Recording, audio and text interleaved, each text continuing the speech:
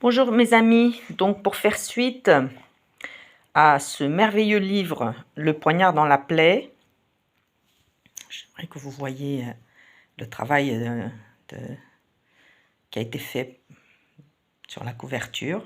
Voilà. Et donc je rappelle que ce saint livre m'a été dicté par le Seigneur, par son Saint-Esprit, le premier trimestre 2016. Et dans ce livre, je pose quelques questions au Seigneur qui m'a fait la faveur de me répondre. Moi qui ne suis, je tiens à le préciser quand même, moi qui ne suis qu'une simple femme chrétienne dans l'Église du Seigneur, à la base je suis éducatrice de jeunes enfants.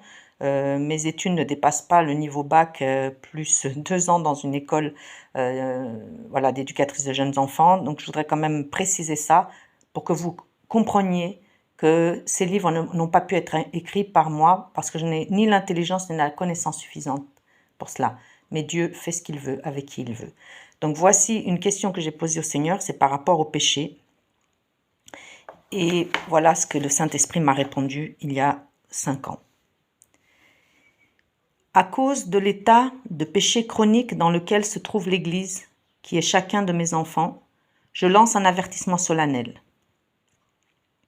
Luttez jusqu'au sang pour vous dépouiller de ce que votre chair cache et de ce que votre esprit distille comme un liquide amer dont il est abreuvé.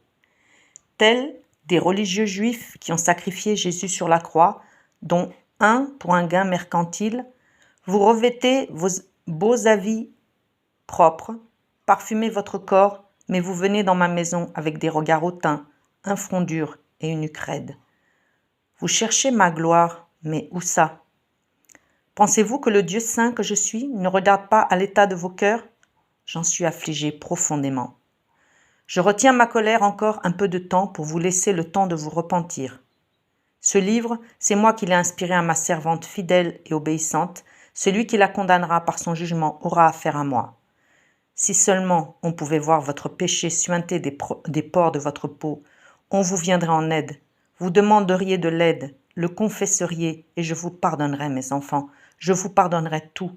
Je vous aime. Mais, méprisant le sacrifice de Jésus votre Seigneur, n'en comprenant pas le sens profond, vous piétinez sa mort comme on foule un beau raisin aux pieds, juste pour en tirer un bon jus qu'on va boire. Le jus, c'est la vie, ce n'est pas seulement le goût ou l'occasion de le boire entre amis.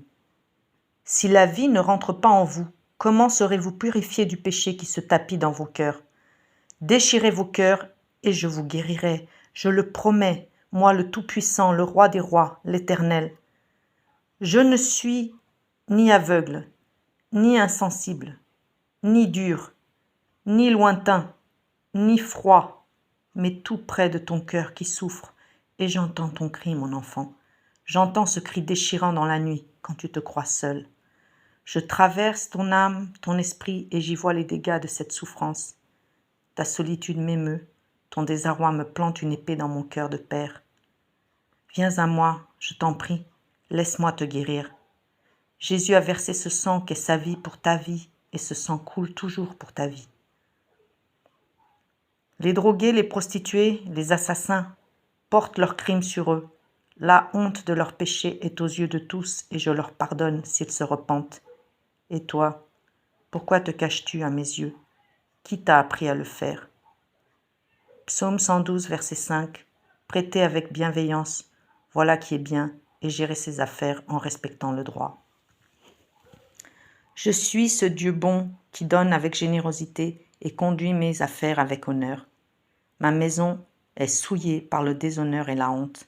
Repentez-vous.